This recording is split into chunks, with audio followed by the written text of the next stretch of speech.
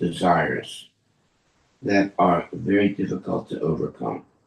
Therefore, according to Vedic civilization, one must voluntarily leave his so-called home and go to the forest.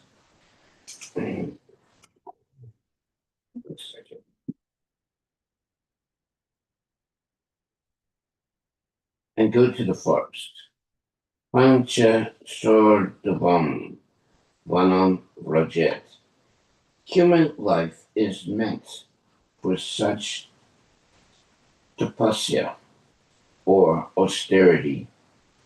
By the austerity of voluntarily stopping sex life at home and going to the forest to engage in spiritual activities in the association of devotees, one achieves the actual purpose of human life. Text number 12.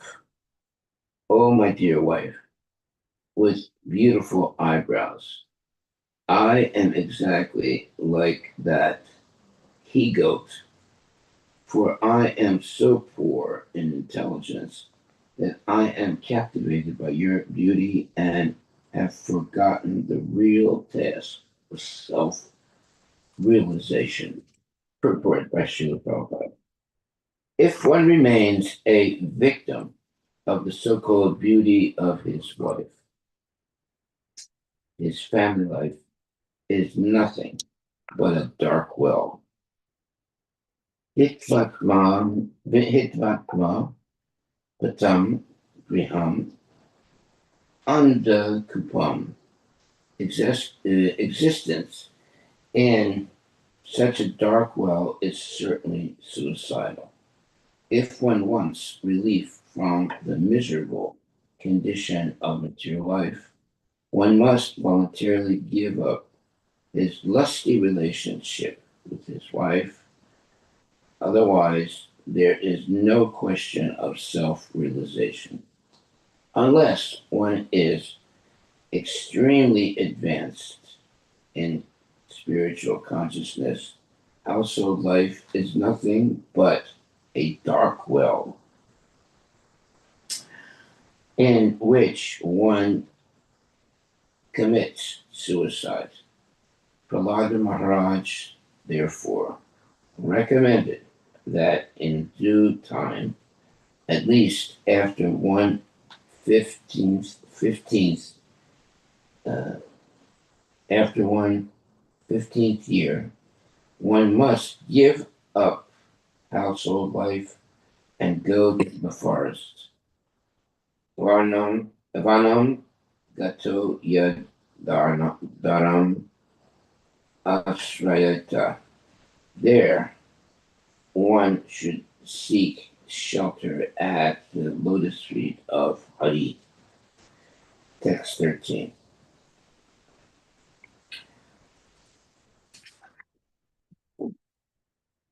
A person who is lusty cannot satisfy his mind even if he has enough of everything in this world, including rice, barley, and other food grains, gold, animals, and women.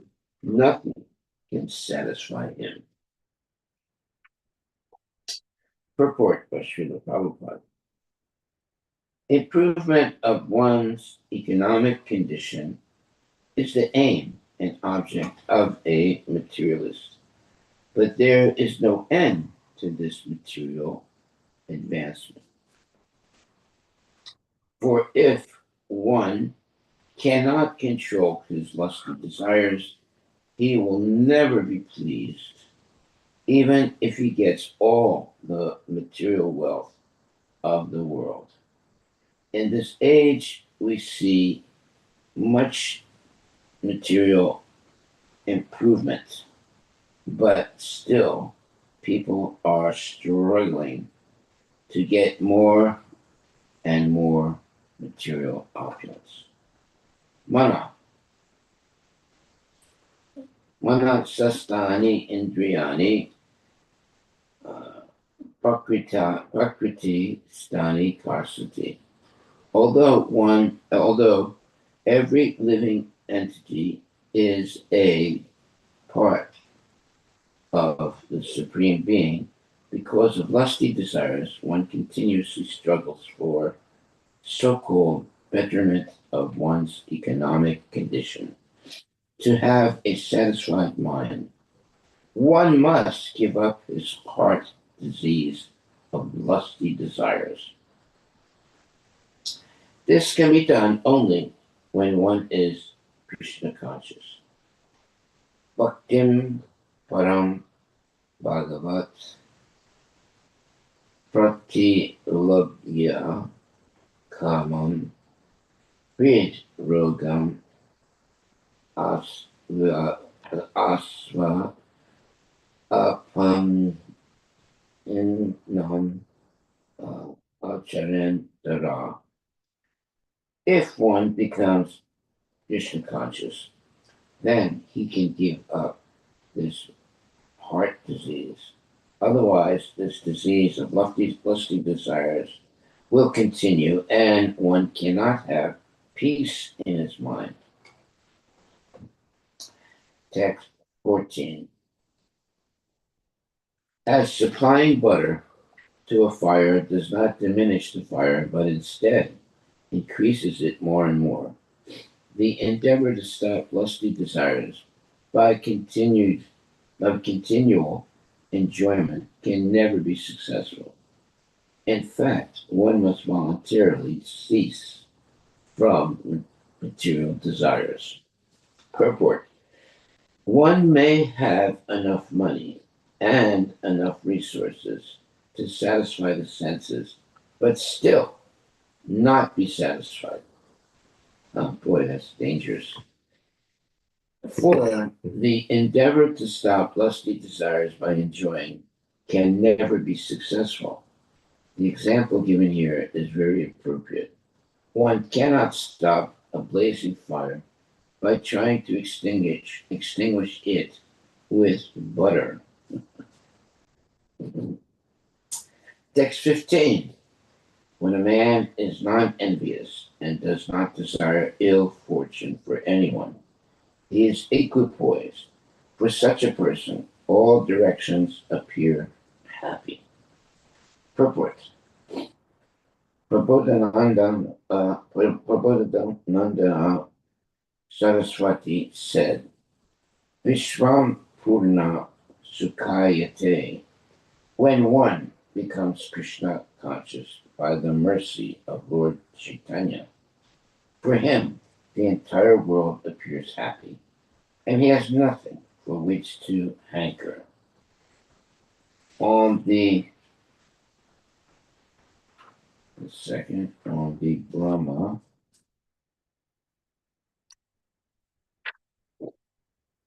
Brahma Buddha stage, or the platform of spiritual realization, there is no lamentation and no material hankering. Na sochati, na kankshati. As long as one lives in the material world, actions and reactions will continue. But when one is unaffected by such material actions and reactions, he is to be considered free from the danger of being victimized by material desires. The symptoms of those who are satiated with lusty desires are described in this verse. As explained by Srila Vishwanatha Chakravarti Thakura, when one is not envious even of his enemy, does not expect honor from anyone, but instead desires all well-being, even for his enemy, he is understood to be a Paramahansa, one who has fully subdued the lusty desires for sense gratification. Text number 16. For those who are too attached to material enjoyment, sense gratification is very difficult to give up. Even when one is an invalid because of old age, one cannot give up such desires for sense gratification. Therefore, one who actually desires happiness must give up such unsatisfied desires, which are the cause of all turbulences. Purport by Srila Prabhupada. We have actually seen, especially in the Western countries, that men who have reached more than 80 years of age, no, like me, 80 years of age, go to the nightclub and pay heavy fees to drink wine and associate with women. Although such men are too old to enjoy anything, their desires have not ceased. Time deteriorates even the body itself, which is the medium for all sensual satisfaction. But even when a man becomes old and invalid, his desires are strong enough to dictate that he go here and there to satisfy the desires of his senses. Therefore, by the practice of bhakti yoga, one should give up the lusty desires, as explained by Sri Yamunacharya, Yadavadi Mana Chita Krishna Padaravinde, Nava Nava Rasa Damani Udyatam Rantam Asit, Tadavadi Bata Nari Sangame Smar Yamane Bhavati Mukha Vikara Sustu Nisti Vanamcha. When one is Krishna conscious, he gets more and more happiness by discharging duties for Krishna. Such a person spits on sense gratification, especially that of sexual enjoyment. Wow. An experienced, advanced devotee is no longer interested in sex life. The strong desire for sex can be subdued only by advancement in Krishna consciousness. So here it says, and Prabhupada is very, very, let's say, adamant about this. When one is Krishna conscious, he gets more and more happiness by discharging duties for Krishna. Such a person spits, S-P-I-T-S, on sense gratification, especially that of sexual enjoyment. An experienced, advanced devotee is no longer interested in sex life. The strong desire for sex can be subdued only by advancement in Krishna consciousness. Well, that's a very important statement. The strong desire for sex can be subdued only by advancement in Krishna consciousness. Unfortunately, so many men and women are not fortunate enough to control the strong desire for sex. And because one can only make some advancement in Krishna consciousness by controlling the desire for sense gratification. Text 17. One should not allow oneself to sit in the same seat, even with one's own mother, sister, or daughter, for the senses are so strong that even though one is very advanced in knowledge, he may be attracted by sex. Someone might say, "Oh, this is not this is going too far." But no, there are many examples of men who have engaged in sex with even their own mother. Many examples, and it's really completely frustrating and very very unclean behavior. But the sex desire is so powerful that sometimes men engage in sex even with their own parents. Purport: learning the etiquette of how to deal with women does not free one from sexual attraction, as especially mentioned herewith. Such attraction is possible even with one's mother, sister, or daughter. Generally, of course, one is not sexually attracted to his mother, sister, or daughter. But if one allows himself to sit very close to such a woman, one may be attracted. This is a psychological fact. It may be said that one is liable to be be attracted if he is not very advanced in civilized life.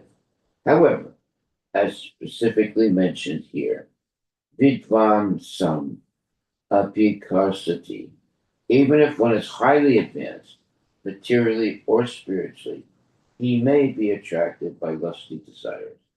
The object of attraction may even be his mother, sister, or daughter. Therefore, one should be extremely careful in dealings with women. Sri Chaitanya Mahaprabhu was most strict in such dealings, especially after he accepted the sannyasa order. Indeed, no woman could come near him to offer him respect. Again, one is warned herewith that one should be extremely careful in dealings with women. A brahmachari is forbidden even to see the wife of his spiritual master if she happens to be young. The wife of the spiritual master may sometimes take some service from the disciple of her husband, as she would from a son. But if the wife of the spiritual master is young, a brahmachari is forbidden to render service to her. Okay. Text 18. I have spent a full 1,000 years enjoying sense gratification. Yet, my desire to enjoy such pleasure increases daily. Uh-oh, terrible. Purport: Maharaj Yayati is explaining in terms of his actual experience how strong, our sexual desires even in old age. Text 19. Therefore, I will now give up all these desires and meditate upon the Supreme Personality of Godhead, free from the dualities of mental concoction and free from false prestige. I shall wander in the forest with the animals. Purport by Srila Prabhupada. To go to the forest and live there with animals, meditating upon the Supreme Personality of Godhead, is the only means by which to give up lusty desires. Unless one gives up such desires, one's mind cannot be freed from material contamination. Therefore, if one is at all interested in being freed from the bondage of repeated birth, death, old age, and disease, after a certain age, one must go to the forest. Panchasordvam Vanam Rajet. After 50 years of age, one should voluntarily give up family life and go to the forest.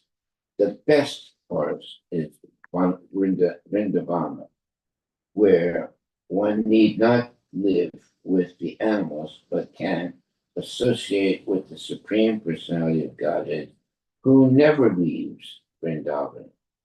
Cultivating Krishna consciousness in Vrindavana is the best means of being liberated from material bondage. For in Vrindavana, one can automatically meditate upon Krishna. Vrindavana has many temples. Vrindavana has many temples, and in one or more of these temples, one may see the form of the Supreme Lord as Radha, Krishna, or Krishna Balarama, and meditate upon this form, as expressed here by the words Brahmani Adhyaya.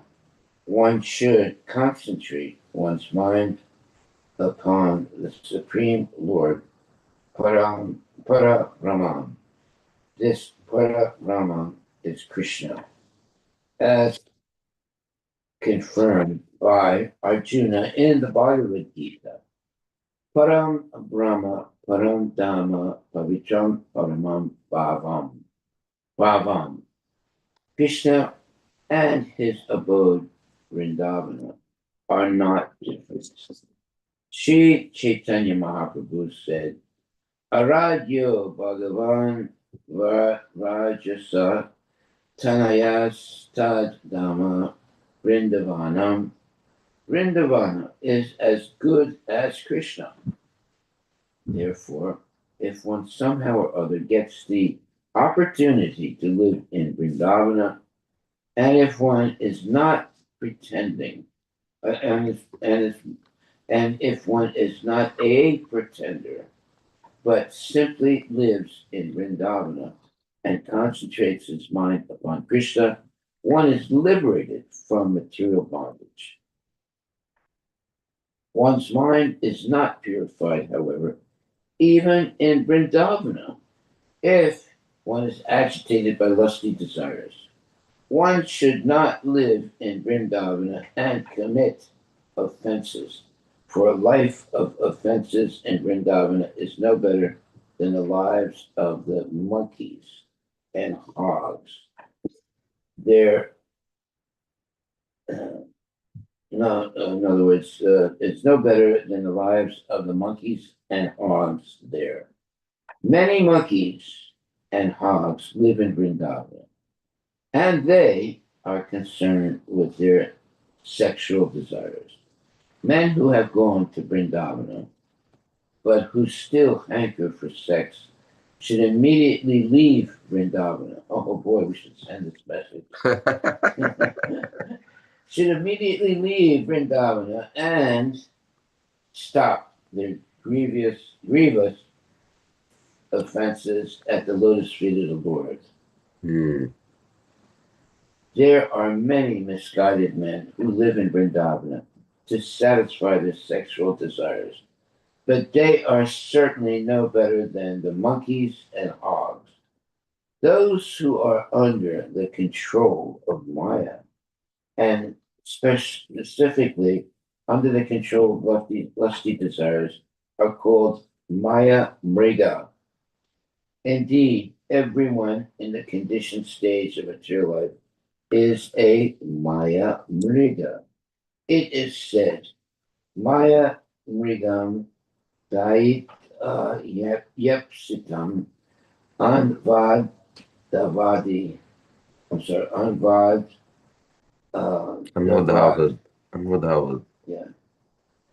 Sri Chaitanya Mahaprabhu took sannyasa to show his causeless mercy to the Maya Mrigas, the people of this material world who suffer because of lusty desires.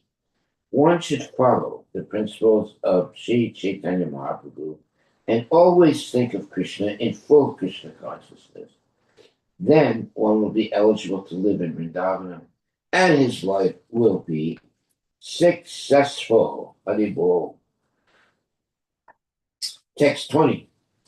One who knows that material happiness, whether good or bad, in this life or in the next, on this planet or on the heavenly planets, is temporary and useless, and that an intelligent person should not try to enjoy or even think of such things, is the knower of the self. Such a self realized person knows quite well that material happiness is the very cause of continued material existence and forgetfulness of one's own constitutional position. Purport by His Divine Grace, A.C. Bhaktivedanta Swami Prabhupada. The living entity is a spiritual soul, and the material body is his engagement. This is the beginning of spiritual understanding. Dehinosmin yata dehe komaran yovanam jara tatat dehantara praptir tiras tatra namuyate. As the embodied soul continually passes in this body from boyhood to youth to old age, the soul similarly passes into another body at death. The self realized soul is not bewildered by such a change. Bhagavad Gita 2.13. The real mission of human life is to get free from engagement in the material body. Therefore, Krishna descends to teach the conditioned soul about spiritual realization and how to become free from material bondage. Yada yada, yada yada, no, I'm sorry, yada yada, hi dharmasya glani bhavati bharata. The words dharmasya glani mean pollution of one's existence. Our existence is now polluted and it must be purified. Satam sudayet. The human life is meant for this purification, not for thinking of happiness in terms of the external body, which is the cause of material bondage. Therefore, in this verse, Maharaja Yayati advises that whatever material happiness we see and whatever is promised for enjoyment is all merely flickering and temporary. Abrahma Bhuvana Loka Punar Avartina Regional. Even one is promoted, even if one is promoted to Brahmaloka, if one is not freed from material bondage, one must return to the planet Earth and continue in the miserable condition of material existence. Bhutva, bhutva, praliyate. One should always keep this understanding in mind so as not to be allured by any kind of sense enjoyment in this life or in the next. One who is fully aware of this truth is self realized. Sa atmadrik. But aside from him, everyone suffers in the cycle of birth and death. Mrityu samsara vartman. This understanding is one of true intelligence, and anything contrary to this is but a cause of unhappiness. Krishna Bhakta, Niskama, Ateva Santa. Only a Krishna conscious person who knows the aim and objective of life is peaceful. All others, whether karmis, jnanis, or yogis, are restless and cannot enjoy real peace. Text 21. Sukadeva Goswami said, after speaking in this way to his wife, Devayani. King Yayati, who was now free from all material desires, called his youngest son Kuru and returned Kuru's youth in exchange for his own old age. Yeah, this seed, poor Kuru, he gave his youth to his father because the father asked him to do that so he can enjoy more sense gratification. But now uh, he realized what a mistake that was, and he accepted his old age and gave uh, Kuru, Kuru back his youth in exchange. Text 22. King Yayati gave the southeast to his son Drugu, and south to his son Yadu, the west to his son Turvasu, and the north to his son Anu. In this way, he divided the kingdom. Text 23. Yayati enthroned his youngest son Puru as the emperor of the entire world and the proprietor of all its riches.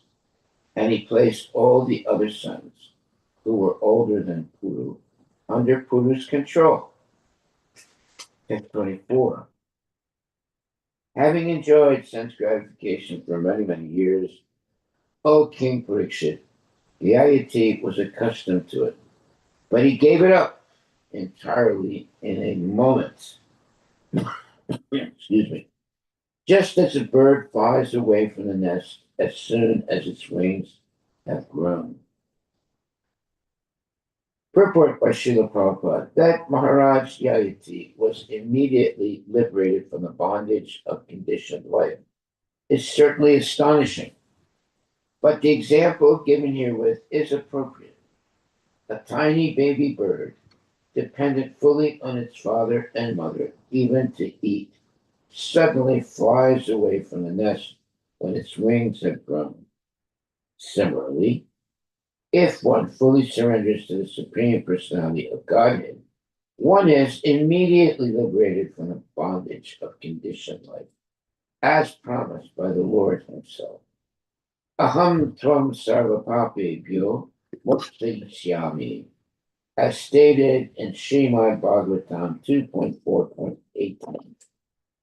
Kirata Hunandra Pulinda Pulkasa, Abhirda Samba Yavana Kadasaya, Ye ne cha papa yad apastrayasraya Sudyanti tasmai prabhavisya lave nama.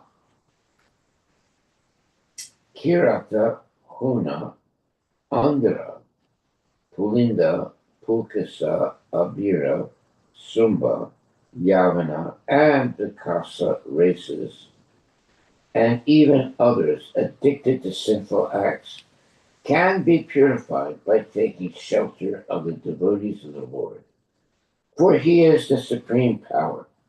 I beg to offer my respectful obeisances unto Him. Lord Vishnu is so powerful that He can deliver anyone at once if He is pleased to do so. And Lord Vishnu, the Supreme Personality of Godhead, Krishna, can be pleased immediately if we accept His order by surrendering unto Him. As Maharaj Yayati did. Maharaj Yayati was eager to serve Vasudeva Krishna, and therefore, as soon as he wanted to renounce material life, Lord Vasudeva helped him. We must therefore be very sincere in surrendering ourselves onto the lotus feet of the Lord. Then we can immediately be liberated from all the bondage of conditioned life. This is clearly expressed in the next verse. Because King Yayati completely surrendered unto the Supreme Personality of Godhead, Vasudeva, he was freed from all contaminations of material modes of nature.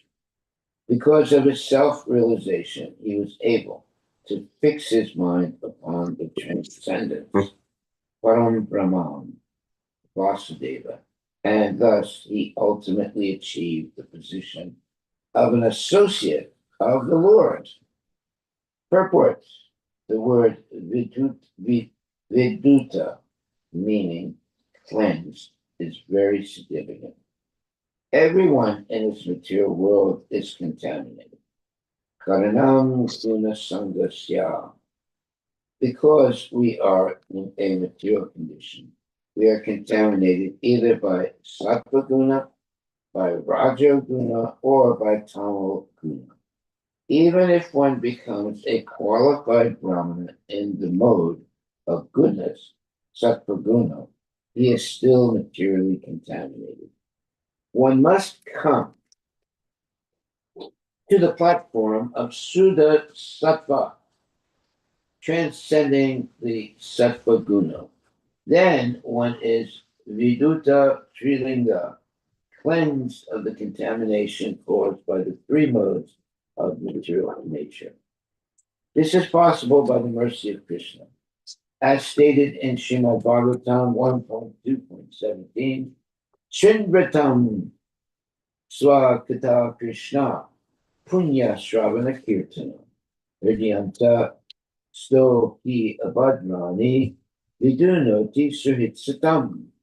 Sri Krishna, the personality of Godhead, who is the Paramatma, super soul in everyone's heart, and the benefactor of the truthful devotee, cleanses desire for material enjoyment from the heart of the devotee who has developed the urge to hear his, meaning Krishna's, messages, which are in themselves virtuous when properly heard and chanted. End of quote. A person trying to be perfectly Krishna conscious by hearing the words of Krishna from Srimad Bhagavatam or Bhagavad Gita certainly has all the dirty things fled from the core of his heart. Chaitanya Mahaprabhu also says, Chaitodarpanamam marjanam, the process of hearing and chanting the glories of the Supreme Lord, washes away the dirty things accumulated in the core of the heart. As soon as one is freed from all dirt of material contamination, as Maharaj Yayati was, one's original position as an associate of the Lord is revealed. This is called Swarupa Siddhi, or personal perfection. Text 26, Shrutva Devayani.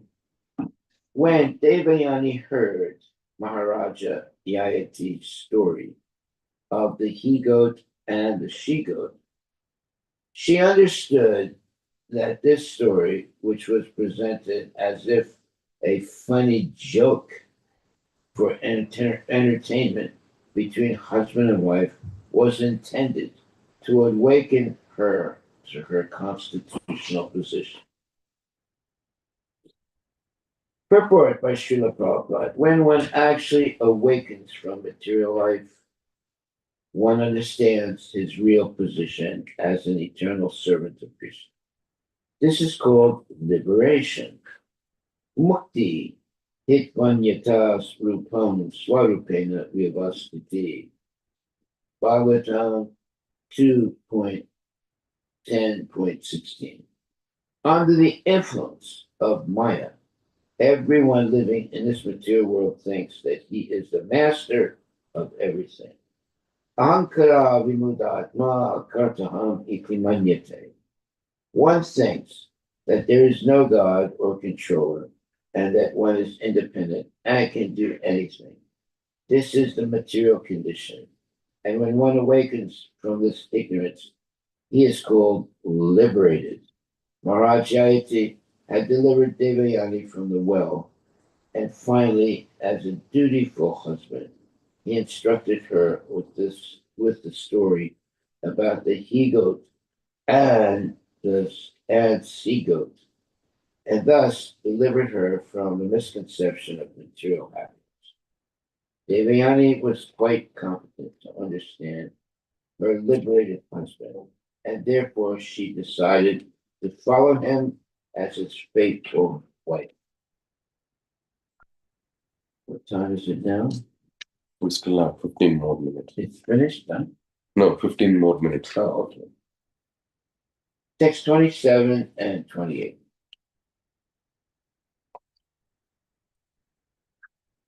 Thereafter, Devayani, the daughter of Sukracharya, understood that the materialistic association of husband, friends, and relatives is like the association in a hotel full of tourists.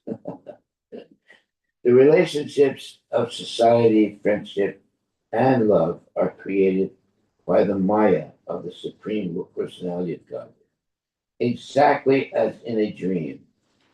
By the grace of Krishna, Devayani gave up her imaginary position in the material world, completely fixing her mind upon Krishna. She achieved the liberation from the gross and subtle bodies. One should be convinced that he is a spirit soul, part and parcel of the Supreme Brahman, Krishna, but has somehow or other been entrapped by the material coverings of the gross and subtle bodies, consisting of earth, water, fire, air, ether, mind, intelligence, and false ego. One should know that the association of society, friendship, and friendship, love, nationalism, religion, and so on are nothing but creations of Maya. Only One's only business is to become Krishna conscious and render service unto Krishna as extensively as possible for a living being. In this way, one is liberated from material bondage. By the grace of Krishna, Devayani attained this state through the instruction of the Harivilas. Text 29. O Lord Vasudeva, O Supreme Personality of Godhead, you are the creator of the entire cosmic manifestation. You live as the super soul in everyone's heart and are smaller than the smallest. Yet you are greater than the greatest and are all pervading. You appear completely silent, having nothing to do, but this is due to your all pervading nature and your fullness in all opulences. I therefore, offer my respectful obeisances unto you. Purport by Srila Prabhupada. How Devayani became self-realized by the grace of her great husband, Maharaj Yayati, is described here. Describing such realization is another way of performing the bhakti process. Shravanam Kirtanam Vishnu. Shravanam Kirtanam Vishnu. Smaranam Padasevanam. Archanam Vandanam Dasyam. Sakyam Atma Nivedanam. Hearing and chanting about the transcendental holy name, form, qualities, paraphernalia, and pastimes of Lord Vishnu. Remembering them, serving the lotus feet of the Lord, offering the Lord respectful worship, offering prayers to the Lord, becoming his servant, considering the Lord one's best friend, and surrendering everything to him. These 9 processes are accepted as pure devotional service. My Bhagavatam 7.5.23. Shravanam Kirtanam, hearing and chanting are especially important. By hearing from our husband about the greatness of Lord Vasudeva, Devayani certainly became convinced and surrendered herself onto the lotus feet of the Lord. Om Namo Bhagavate Vasudevaya. This is knowledge. Bahanam Janmanamante Gyanabam Prapadyante. Surrender to Vasudeva is the result of hearing about him for many, many births. As soon as one surrenders unto Vasudeva, one is liberated immediately because of her association with her great husband, Maharaja Yayati.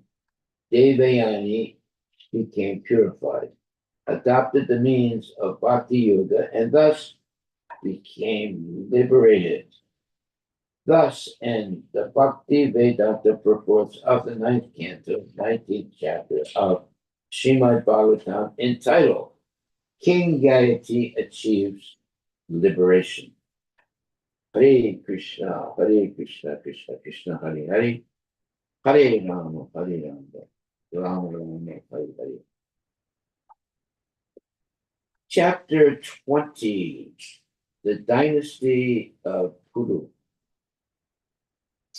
This chapter describes the history of Kuru and his descendant Dushmanta.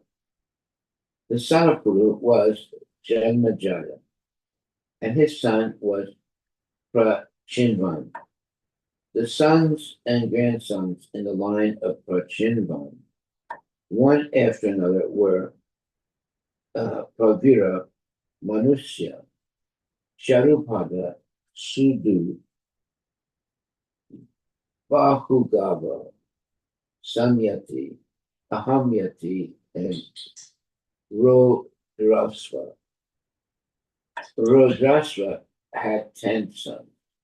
Retu, Kakshayu, Stana Dilayu, Krita Yuka, Jalayu, Sanateyu, Dharmenu, Satyayu, Rateyu, Vaneyu. The son of Rateyu was Ranti Naga, who had 3 sons, Sumati, Dhruva, and Apartirata. The son of Apartirata was Kanva, and Kanva's son was Medatiti. The son of Medatiti, headed by Praskana, were all Brahmanas. The son of Rantinava, named Sumati, had a son named Rabi, and his son was Dusmanta. While hunting in the forest, Dusmanta once approached the ashrama of Maharshi Kanva, where he saw an extremely beautiful woman and became attracted to her. That woman was the daughter of Vishwamrita, and her name was Sakuntala. Her mother was Menaka, who had left her in the forest where Kanva Muni found her. Kanva Muni brought her to his ashram, where he raised and maintained her. When Sakuntala accepted Maharaja Dusmanta as her husband, he married her according to the Gandharva Vidhi. Sakuntala later became pregnant by her husband, who left her in the ashrama of Kanva Muni and returned to his kingdom. In due course of time, Sakuntala gave birth to a Vaishnava son, but Dusmanta, having returned to the capital, forgot what had taken place.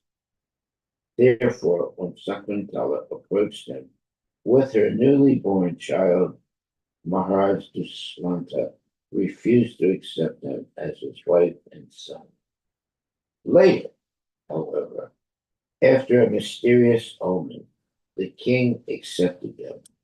After Maharaj Dushmanta died, after Maharaj Dushmanta's death, Bharata, the son of Shakuntala, was enthroned. He performed many great sacrifices, in which he gave great riches and charity to the Brahmanas. This chapter ends by describing the birth of Bharadvaja and how Maharaj Bharata accepted Bharadvaja as his son. Text number 1. Sukadeva Goswami said, O Maharaj Parikshit, descendant of Maharaja Bharata, I shall now describe the dynasty of Puru, in which you were born, in which many saintly kings appeared, and from which many dynasties of Brahmanas began. Purport by Srila Prabhupada. There are many historical instances by which we can understand that from Kshatriyas many Brahmanas have been born, and that from Brahmanas many Kshatriyas have been born. The Lord himself says in Bhagavad Gita 4.13, Chaturvanya Maya Srishtam Guna Karma Vibhagasa, according to the three modes of material nature and the work inscribed by them, the four divisions of human society were created by me. Me meaning Krishna.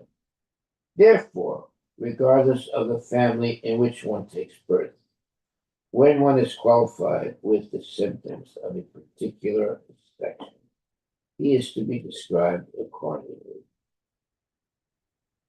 Ya Lakshanam Pruktam, one's place in the Varna division of society is determined according to one's symptoms or qualities. This is maintained everywhere in the Shastra. Birth is a secondary consideration. The first consideration is one's qualities and activities. Here it is, the rejection of the false concept that if you're born in some family, you stay in that family.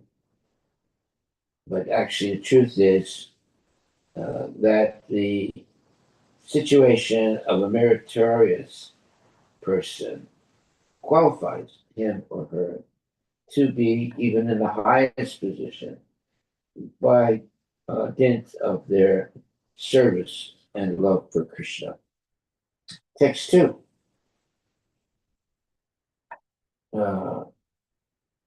King Janmejaya was born of this dynasty of Kuru. Janmejaya's son was Prasimban, and his son was Pravira.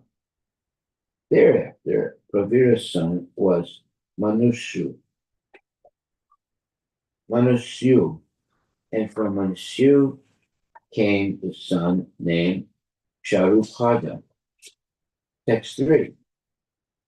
The son of Charupada was Sudyu, and the son of Sudyu was Bahugava. Bahugava's son was Samyati. From Samyati came a son named Ahamyati, from whom Rudrasva was born. Text 4 and 5. Rudaswa had 10 sons, named Retu, Kakseyu, Stanandilayu, Kriteyukta, Javayu, Sanatayu, Dharmayu, Satyayu, Rateyu, and Vanayu. Of these 10 sons, Vanayu was the youngest. As the 10 senses, which are the products of the universal life, act under the control of life, These 10 sons of Rudrasva acted under Rudrasva full control. All of them were born of the Apsara named Ritachi. Text number 6. Retu had a son named Rantinava, who had 3 sons named Sumati, Dhuruva, Apatirata. Apatirata had only one son, whose name was Kanva. Text number 7. The son of Kanva was Medha-Titi, whose sons, all Brahmanas, were headed by Prakash Khanna. The son of Rantinava, named Sumati, had a son named Rabi. Maharaj Dusmanta is well known as the son of Rabi. Text 8 and 9.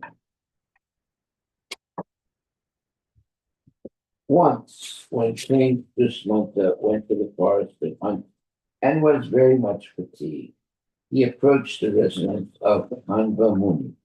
There he saw a most beautiful woman who looked exactly like the goddess of fortune, and who sat there illuminating the entire ashrama by her effulgence.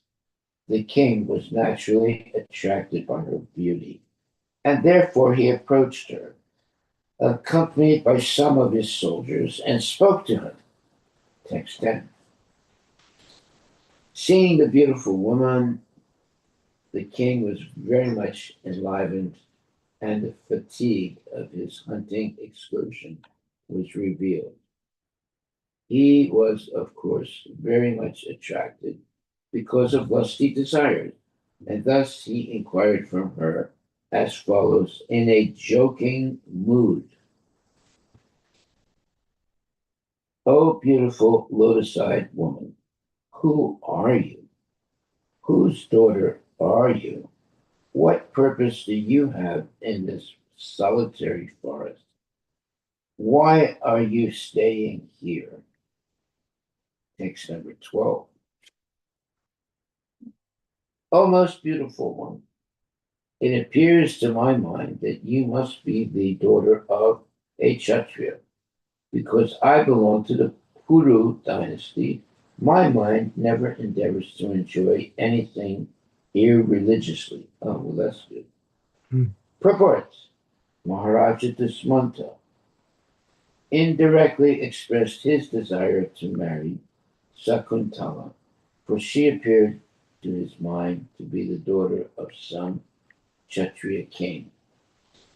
Text 13. Sakuntala said, "I am the daughter of Vishwamrita. My mother, Menaka, left me in the forest. O hero, the most powerful saint, Kanva Muni, knows all about this. Now let me know, how may I serve you?" Purport by Srila Prabhupada.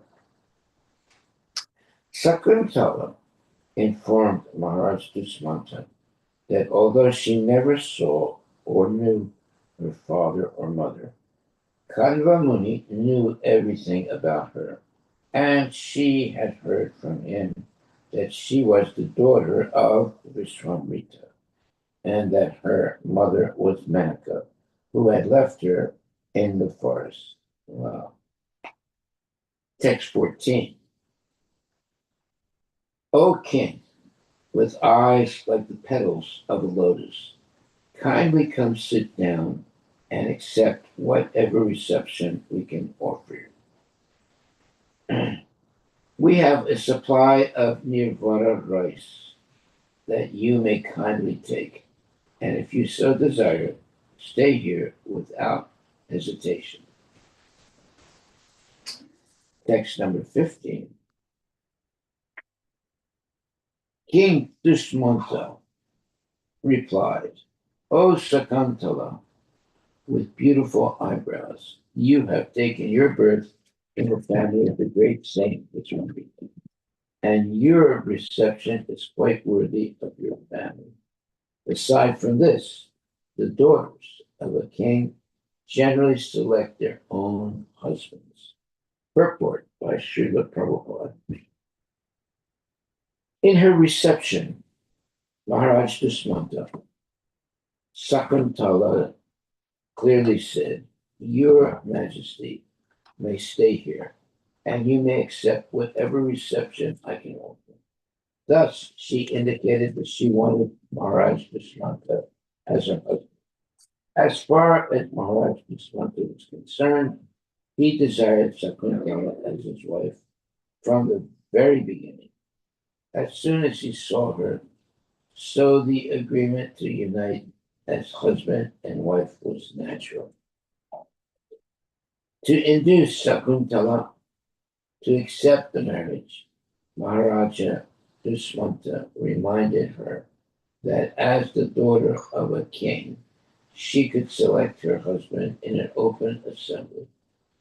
In the history of Aryan civilization, there have been many instances in which famous princesses have selected their husbands in open competition. For example, it was such a competition that Sita Devi accepted Lord Ramachandra as her husband, and that Draupadi accepted Arjuna. And there are many other instances. So, marriage by agreement or by selecting one's own husband in an open competition is allowed. There are 8 kinds of marriage, of which marriage by agreement is called Gandharva marriage. Generally, the parents select a husband or wife for their daughter or son. But Gandharva marriage takes place by personal selection. Still, although marriage by personal selection or by agreement took place in the past, we find no such things as divorce by disagreement. Of course, divorce by disagreement took place among low class men, but marriage by agreement was found even in the very highest class, especially in the royal Kshatriya family. Maharaja Dusmanta accepted Sakuntala as his wife was sanctioned by the Vedic culture. How the marriage took place is described in the next verse. Text 16. When Sakuntala responded to Maharaja Dusmanta's proposal with silence, the agreement was complete.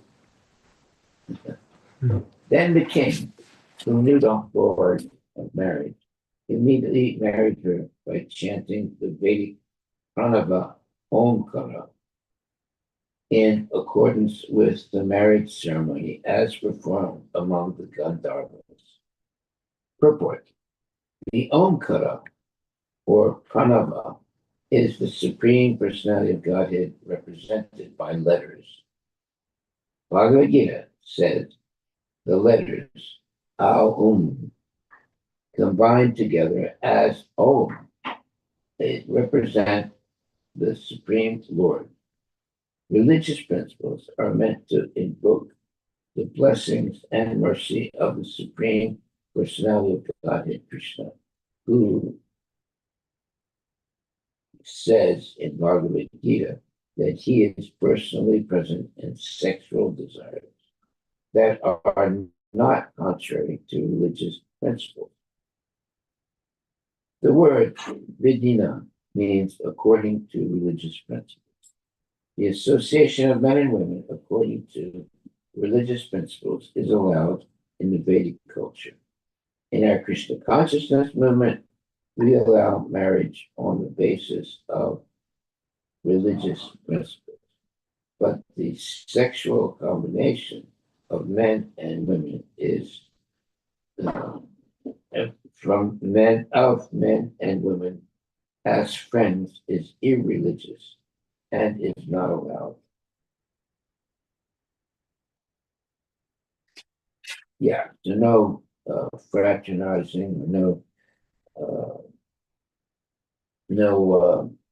open relationship of men and women in Vedic uh, culture. Text 17. King Dushmanta, who never discharged semen without a result, placed his semen at night in the womb of his queen Sakuntala, and in the morning he returned to his palace. Thereafter, in due course of time, Sakuntala gave birth to his son. Text 18. In the forest, Kanva Muni performed all the ritualistic ceremonies concerning the newborn child. Later, the boy became so powerful that he would capture a lion and play with it. Text 19. Sakuntala, the best of beautiful women, along with her son, whose strength was insurmountable and who was a partial expansion of the supreme Godhead, approached her husband Dusmanta. Text 20. When the king refused to accept his wife and son, who were both irreproachable, an unembodied voice spoke from the sky as an omen and was heard by everyone present. Wow. Purport by Srila Prabhupada.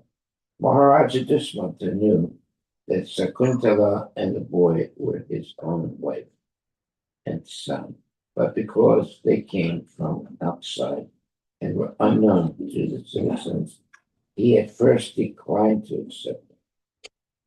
Sakuntala, however, was so chaste that an omen from the sky declared the truth to the others, so the others could hear. When everyone heard from the omen that Sakuntala and her child were truly the king's wife and son, the king gladly accepted them. Text number 21. The voice said, "O Maharaj Dusmanta, a son actually belongs to his father, whereas the mother is only a container, like the skin of a bellows.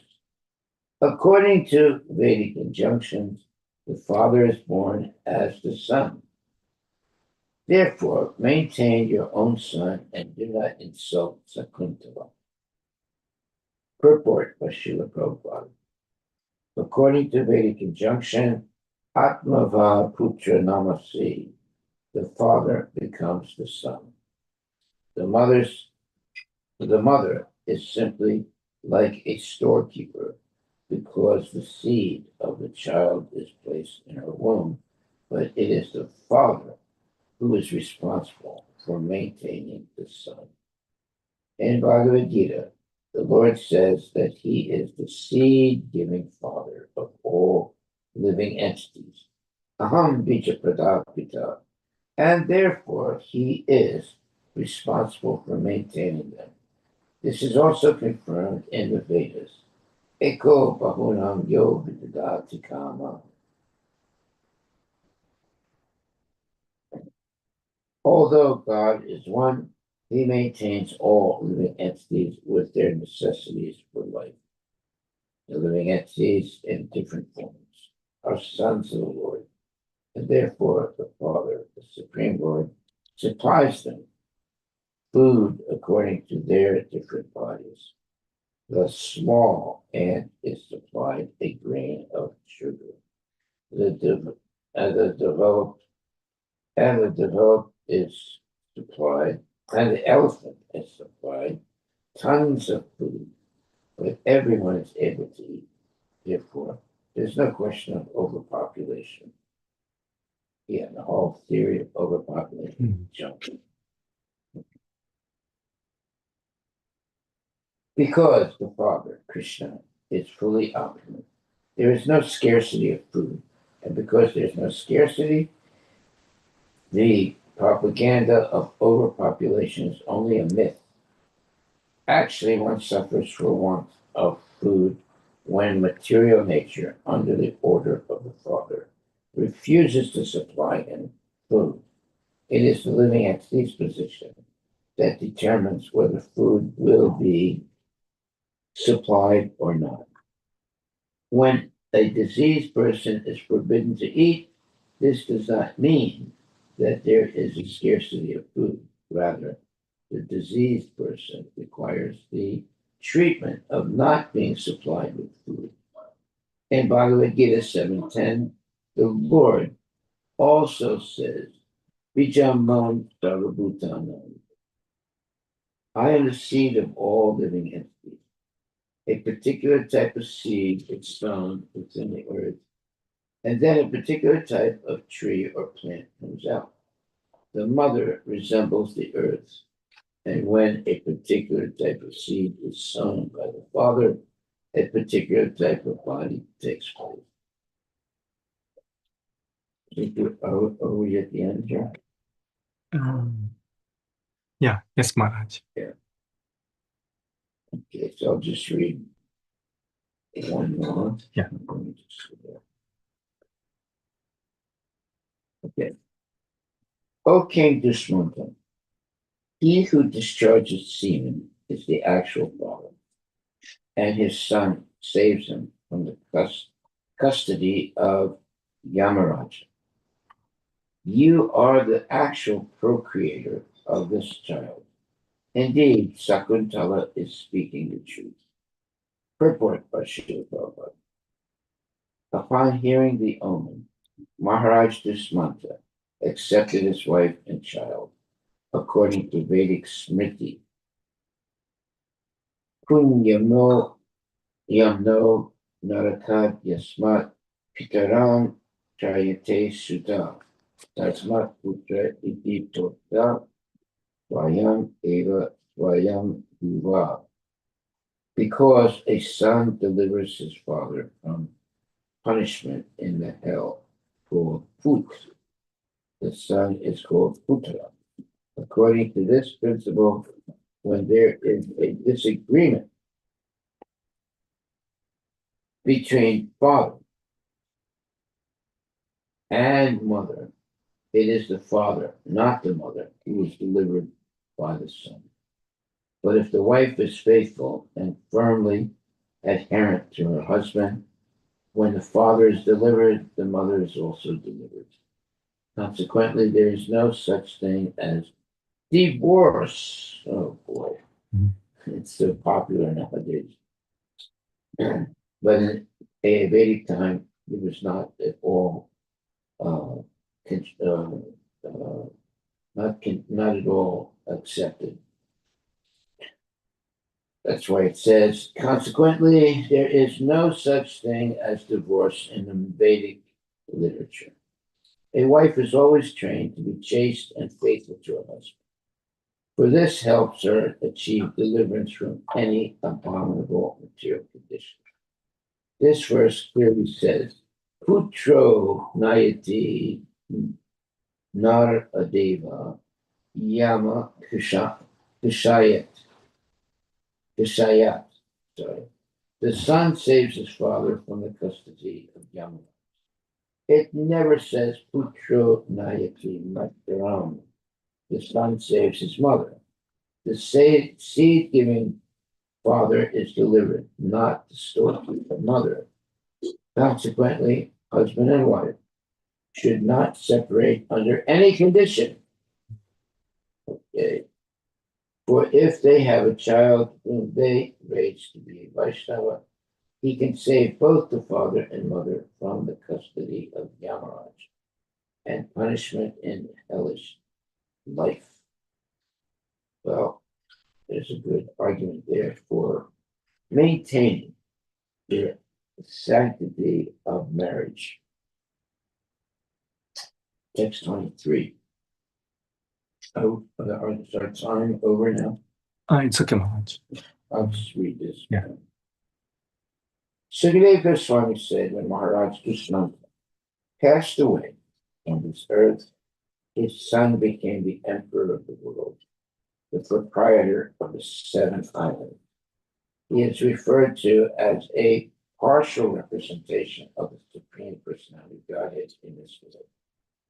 Purport by Srila Prabhupada in Bhagavad Gita 10.41. It is said, Yad Yad Vibhutimat Sattvam Shimad Purjitam Eva Va Tat Tad Eva Kacha Tvam Mama Tejo Misha Sambhavam. Anyone extraordinarily powerful must be considered a partial representation of the opulence of the Supreme Godhead. Therefore, when the son of Maharaj Dusmanta became the emperor of the entire world, he was celebrated in this way. Text 24 to 26. Maharaj Bharata, the son of Dusmanta, had the mark of Lord Krishna's disc on the palm of his right hand, and he had the mark of a lotus whorl on the soles of his feet. By worshipping the Supreme Personality Godhead with grand ritualistic ceremony, he became the emperor and master of the entire world. Then, under the priesthood of Mamateya, Bhrigu Muni, he performed 55 horse sacrifices on the bank of the Ganges, beginning from its mouth and ending at its source.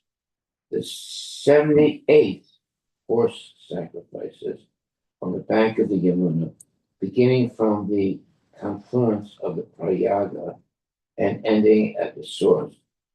He established a sacrificial fire on an excellent site, and he distributed great wealth to the Brahmanas. Indeed, he distributed so many cows that each of thousands of Brahmanas had one Badva, 13,084 as his share. Wow.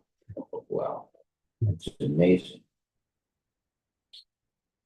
Purport, as indicated here by the words Dos Manter, Agni Sachi Gune Chita, Bharata, the son of Maharaj Dusmanta, arranged for many ritualistic ceremonies all over the world, especially all over India on the banks of the Ganges and Yamuna, from the mouth to the source, and all such sacrifices were performed in very distinguished places. As stated in Bhagavad Gita 3.9, Yajnartat Karmano Natra Lokoyam Karma Bandhana. Work done as a sacrifice for Vishnu has been performed. Otherwise, work binds one to this material world. Everyone should engage in the performance of yajna and the sacrificial fire should be ignited everywhere. The entire purpose being to make people happy, prosperous, and progressive in spiritual life. Of course, these things were possible before the beginning of Kali Yuga, because there were qualified brahmanas who could perform such yajnas. For the present, however, the Brahma Vaivarta Purana enjoins Aswamedam Gavalambam Sanyasam Pala Paitrikam Devarena Suto Patim Kalo Pancha Vivarjayat. In the age of Kali, 5 acts are forbidden: offering a horse in sacrifice, offering a cow in sacrifice, accepting the order of sannyasa, offering oblations of flesh to the forefathers, and begetting children in the wife of one's brother. In this age, such yajnas as the Aswamedha Yajna and Gomedha Yajna are impossible to perform because there are neither sufficient riches nor qualified brahmanas. This verse says, Mama Teyam Purodaya. Maharaj Bharata engaged the son of Mamata, Brigam Muni, to take charge of performing this yajna. Now, however, such brahmanas are impossible to find. Therefore, the Shastra recommends Yajnai Sankirtana Parayana Yajanti Hi Sumidasaha. Those who are intelligent should perform the Sankirtana Yajna inaugurated by Lord Sri Chaitanya Mahaprabhu. Krishna Varnam Trisak Krishnam Sangapangastra Parsadam Yajnai Sankirtana Paraya Yajanti Hi Sumedasaha. In this age of Kali, people endowed with sufficient intelligence will worship the Lord, who is accompanied by his associates by performance of Sankirtana Yajna. Bhagavatam 11.5.32. Yajna must be performed, for otherwise people will be entangled in sinful activities and will suffer immensely. Therefore, the Krishna consciousness movement has taken charge of introducing the chanting of Hare Krishna all over the world. This Hare Krishna movement is also yajna, but without the distinctions involved in securing paraphernalia and qualified brahmins. This congregational chanting can be performed anywhere and everywhere if people somehow or other assemble together and are induced to chant Hare Hare Krishna, Krishna, Hare Hare Krishna, Krishna, Krishna Krishna Krishna, Krishna, Hare Hare Hare, Hare, Hare Hare Rama, Rama, Hare Hare Rama, Rama, Rama Rama Rama, Rama, Hare Hare Hare. Hare. All the purposes of yoga will be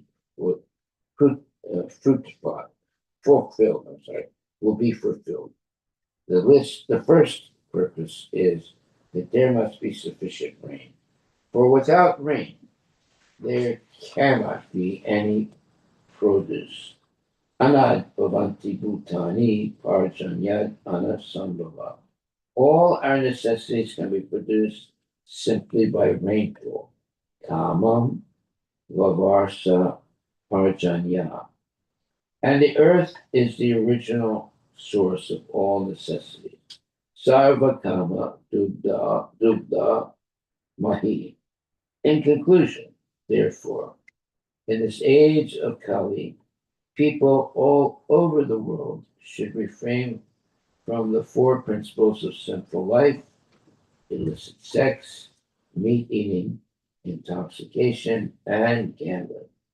And in a pure state of existence, should perform the simple yajna of chanting the Hare Krishna Maha Mantra.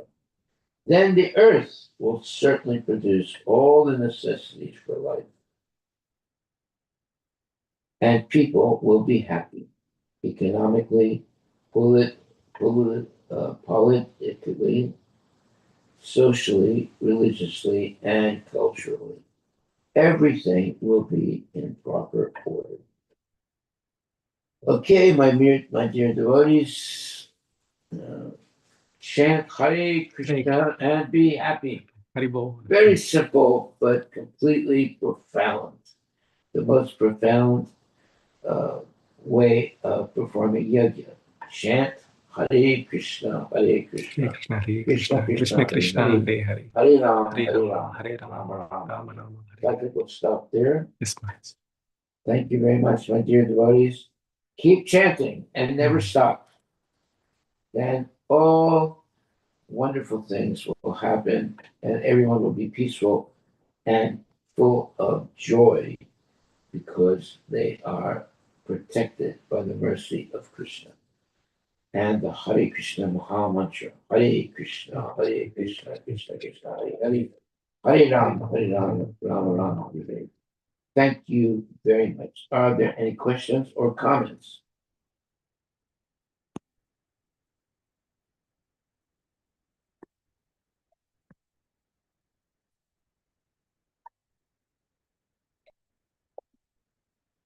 Hare Krishna, Guru Maharaj. Please accept my humble obeisances. All glories to Srila Prabhupada. Haribol Mataji. All glories. Yes, yes, Maharaj. My question is how come Shakuntala's husband, the king, he forgot his wife? Did something happen in the process? I mean, after he got married, he moved away from the forest and went back to his kingdom. Can you please explain that? Well, I'm not sure. Yeah, in some of the stories, it was said that he faces a curse or something because of which he forgets her. Okay. Yeah. Well, let me. Okay, go ahead, Maharaj. No, go ahead. What are you going to say? No. I would like you to explain. Thank you. Okay, let me answer you tomorrow. Okay. Yes, Maharaj. Yes. So the question is, again, say what it is. Yes, the question is Shakuntala's husband, the king. Yeah. After he married her, he went back to his kingdom and he forgot all about her existence, even. So, Okay. Where yeah. is what verse is that? What verse? I don't remember the verse, I think you were mentioning today's class that he went back and he forgot, and then she bore a child, and I don't know what happened after that. So Okay. Well, I'll take a look and we'll talk about it tomorrow. yes, thank you, Maharaj. Hare Krishna. All Hare glories. Krishna. Okay. Thank you very much, my dear devotees. Please chant Hare Krishna and be happy. Hare Krishna, Hare Krishna, Krishna Krishna, Hare Hare, Hare Rama, Hare Rama, Rama Rama.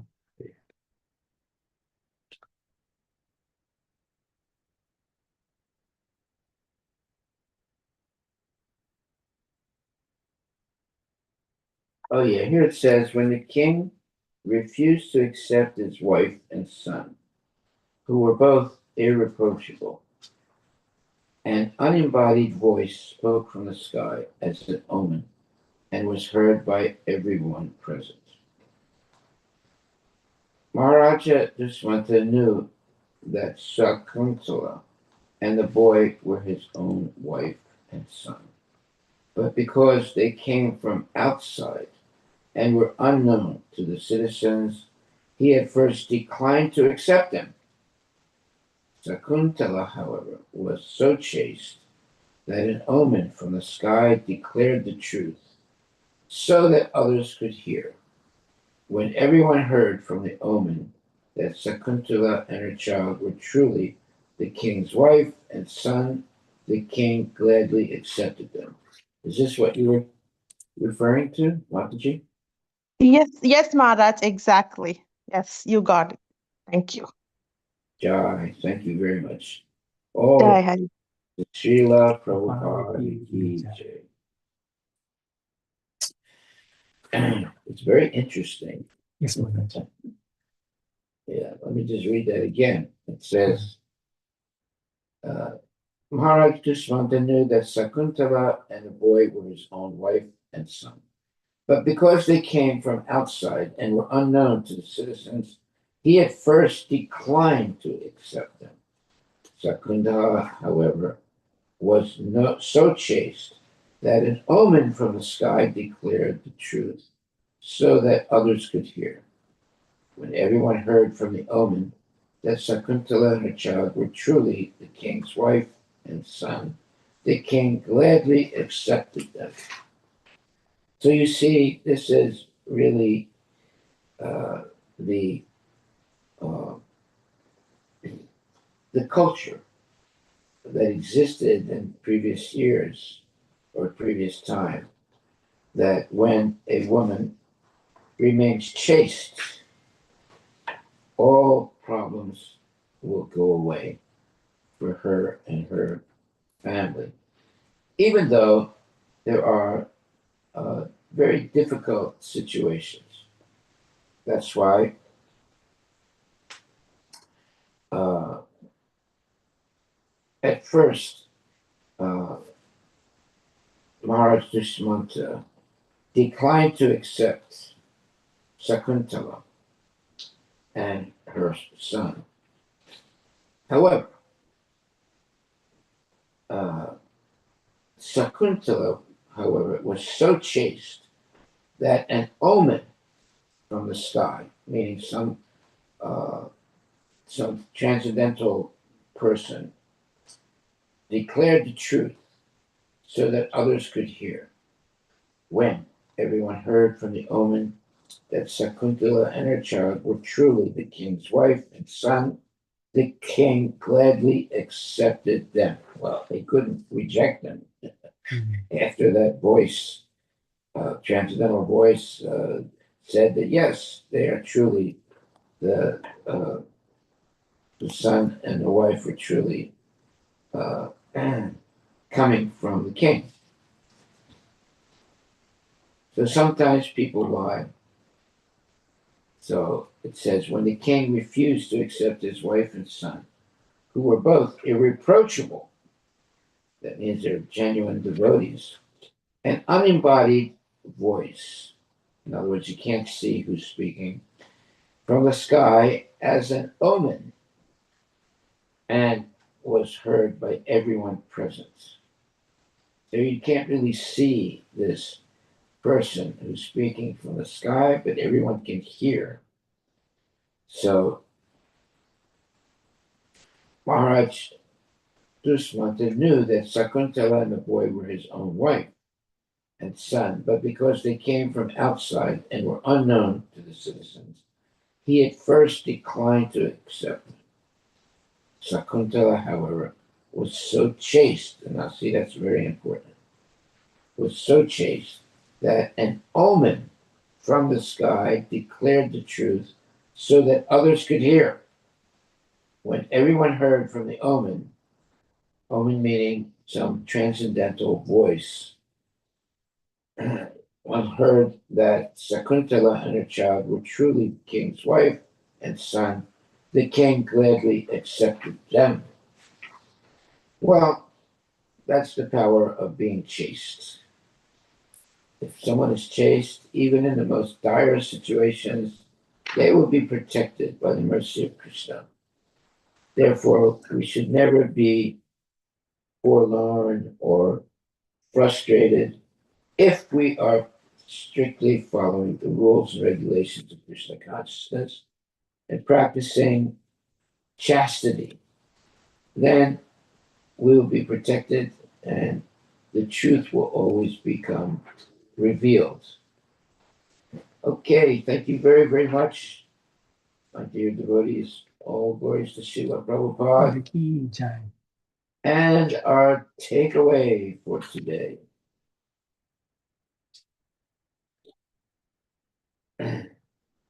This verse, this is text 22. This verse clearly says, Putro Nayati Naradeva Yama Shayat. The son saves his father from the custody of Yamaraj. It never says Putro Nayati Mataram. The son saves his mother. The seed-giving father is delivered, not the storekeeper mother. Consequently, husband and wife should not separate under any condition. There it is, my dear devotees. No question of divorce, no question of separation. For if they have a child whom they raise to be a Vaishnava, he can save both the father and mother from the custody of Yamaraja and punishment in hellish life. Okay, well, no question of divorce. That's civilized life. But divorce is something that is forbidden in Vedic culture. We should give great, let's say, importance to that. Now, of course, someone will say, well, how come if my husband is always beating me and beating me up and is a drunkard and a nonsense person, how can I be always faithful to such a person? Well, that's why there should be spiritual education from the earliest time of a child's birth, and therefore be trained to follow the rules and regulations of Krishna consciousness. If the child grows up without such instruction and such knowledge, that's the fault of the parents.